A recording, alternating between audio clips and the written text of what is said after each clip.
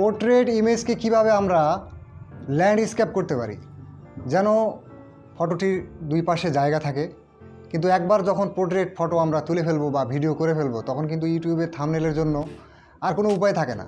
সেক্ষেত্রে কিন্তু আমাদের মনে হয় যে আমাদের ছবিটা যদি আমরা ল্যান্ডস্কেপ মুডে তুলতাম তাহলে কিন্তু অনেক ভালো করতাম, কিন্তু সেটা তো পার হয়ে গেছে।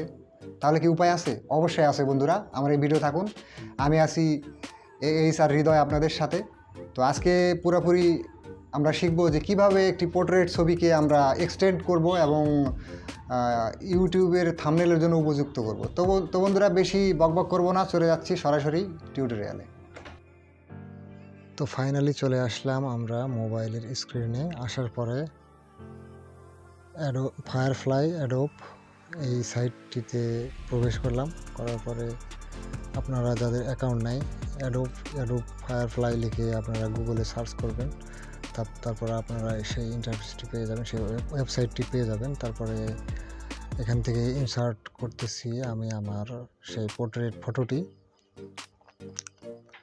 তো দেখতে পাচ্ছেন সবার নিচে এক্সটেন্ড অপশনটি লেখা রয়েছে, সেটার মধ্যে আমি এখন ক্লিক করে দিলাম।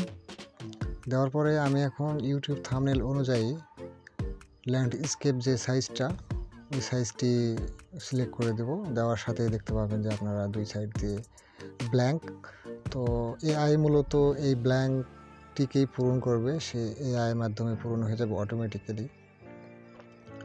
তখন কিন্তু আমরা থাম্বনেলে এই পিকচারটি ইউজ করতে পারবো। আসলে এই ফিচারটি একটি দুর্দান্ত, কি বলবো, চমৎকার একটি ফিচার্স। এটার অনেক উপকারিতা রয়েছে, যেমন আপনি থাম্বনেলে ইউজ করতে পারবেন বা যে কোনো প্রয়োজনে আপনি কিন্তু ইউজ করতে পারবেন যে কোনো একটি পোর্ট্রেট ফটোকে ল্যান্ডস্কেপে পরিণত। এই যে দেখতে পাচ্ছেন বন্ধুরা, নিমিষেই 1 মিনিটও কিন্তু সময় লাগলো না, খুবই চমৎকারভাবে এআই কিন্তু আমাদেরকে বাকি অংশটুকু বানিয়ে দিয়ে দিল। তো এটাই হচ্ছে মূলত বন্ধুরা আজকের টিউটোরিয়াল।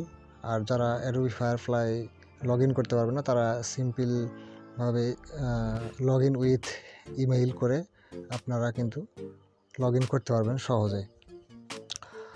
তো আশা করি ভিডিওটি ভালো লেগেছে। ভালো লেগে থাকলে অবশ্যই লাইক, কমেন্ট এবং সাবস্ক্রাইব করবেন। দেখা হচ্ছে পরের কোনো ভিডিওতে। ধন্যবাদ।